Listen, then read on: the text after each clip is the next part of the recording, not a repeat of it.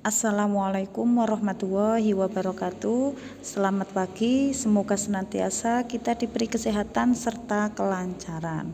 Untuk hari ini kita akan belajar tentang konsep dasar sejarah. Ini bab yang pertama ya, konsep dasar sejarah.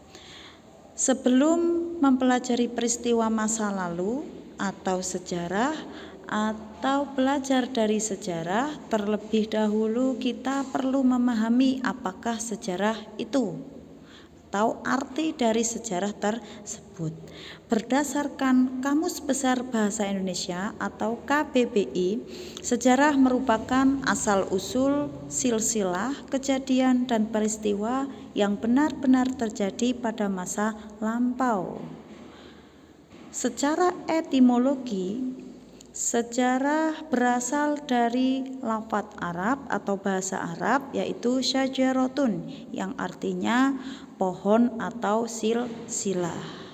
Sedangkan Ibnu Khaldun sendiri menyatakan bahwa sejarah merupakan catatan tentang manusia dan peradabannya dengan seluruh proses perubahan secara nyata dengan segala sebab dan akibatnya.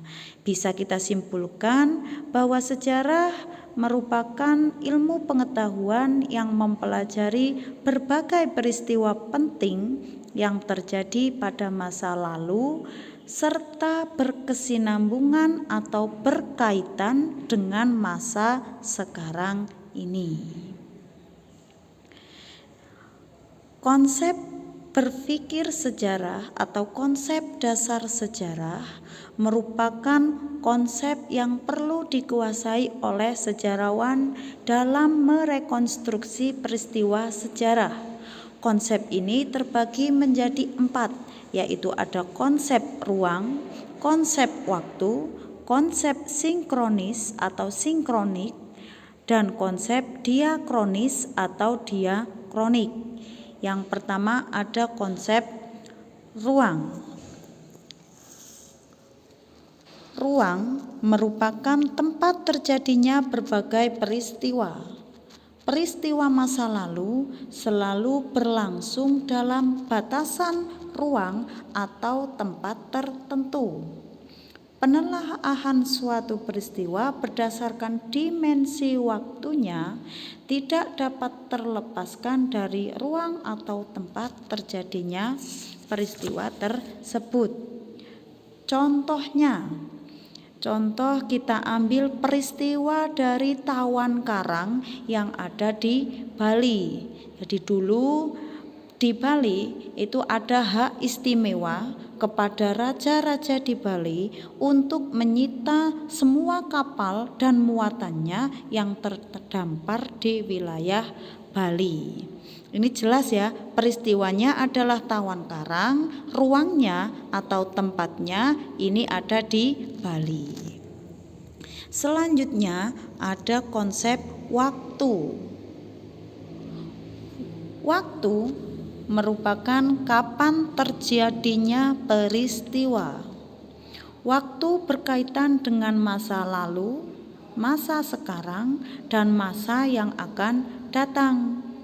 Waktu bersifat terbuka serta berkesinambungan, artinya setiap peristiwa sejarah berkembang dari dan disebabkan oleh kondisi yang terjadi sebelumnya.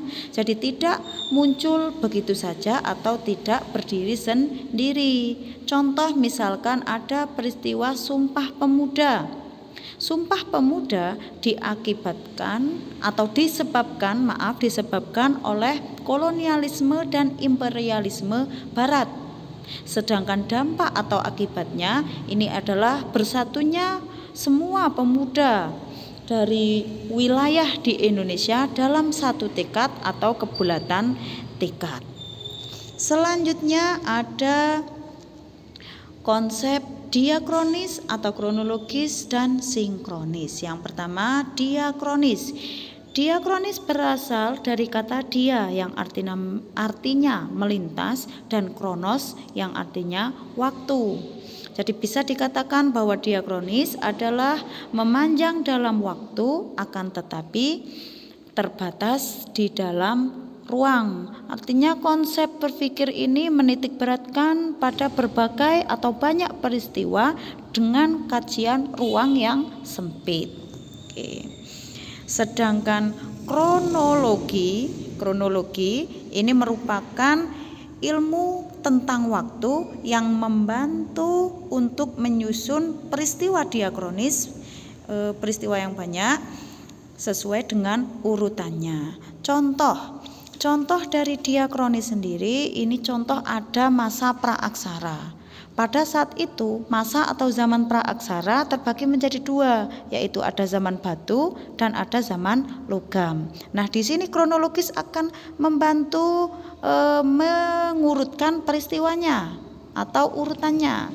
Pada zaman batu, ini ada zaman batu tua, batu tengah, batu muda, dan batu besar. Sedangkan pada zaman logam ada perunggu, kemudian ada zaman besi, kemudian ada zaman logam. Yang terakhir ada konsep sinkronis. Sinkronis berasal dari kata sing yang artinya dengan dan kronos yang artinya waktu. Artinya meluas di dalam ruang akan tetapi terbatas di dalam waktu.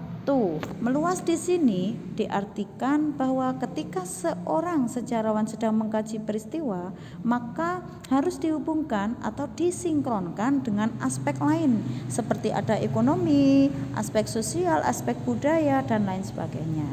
Contohnya ini kita ambil saja sejarah Kartini. Dengan konsep sinkronik, seorang sejarawan harus mampu mengupas tuntas segala aspeknya, yakni tidak hanya pendidikan Kartini, kemudian sosial budayanya Kartini itu tidak, akan tetapi segi lain. Contoh misalkan dari religinya, mungkin masih banyak generasi muda yang belum mengetahui bahwa Ibu Kartini ini pernah menjadi santri dari Mbah Soleh Darat.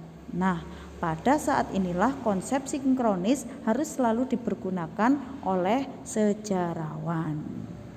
Oke, dalam kehidupan sehari-hari ini peristiwa sejarah selalu mengalami perubahan dan keberlanjutan.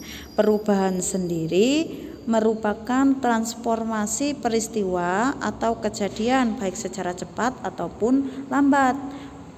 Masyarakat akan membentuk praktik baru yang berbeda sama sekali dengan praktek sebelumnya. Contoh misalkan pada masa Orde Baru dilakukan repelita atau rencana pembangunan 5 tahun, namun tidak berjalan dengan lancar karena adanya praktek KKN atau kolusi, korupsi, dan nepotisme sehingga terjadi yang namanya krisis.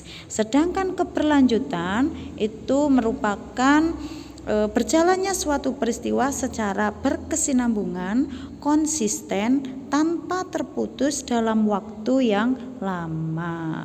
Contoh misalkan zaman Islam di Indonesia itu sudah mulai ada dari abad ke-7. Nah, sampai sekarang di Indonesia pun ini masih berkembang yang namanya Islam atau masih banyak-banyak aliran dan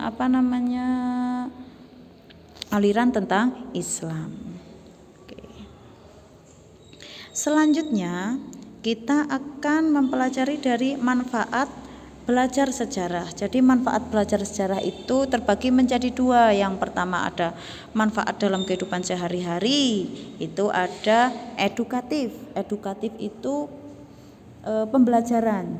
Jadi kita belajar dari sejarah sehingga di masa yang akan depan tidak melakukan kesalahan yang sama pada masa lalu. Yang kedua inspiratif atau dorongan untuk melakukan sesuatu. Yang ketiga instruktif atau membangun. Dan yang keempat ada rekreasi atau hiburan. Sedangkan untuk manfaat mempelajari sejarah dalam konsep perubahan dan keberlanjutan, ini yang pertama ada sebagai panduan moral dan politik. Yang kedua, sarana mengenal lebih dekat bangsa sendiri, bangsa lain, serta memperkokoh kehidupan atau identitas bangsa. Yang ketiga, ada latihan berpikir holistik atau menyeluruh serta multi perspektif atau berbagai sudut pandang. Inilah manfaat sejarah dari konsep perubahan dan keberlanjutan sejarah. Oke, ini materi hari ini tentang konsep dasar sejarah. Terima kasih. Sekian dari saya. Wassalamualaikum warahmatullahi wabarakatuh.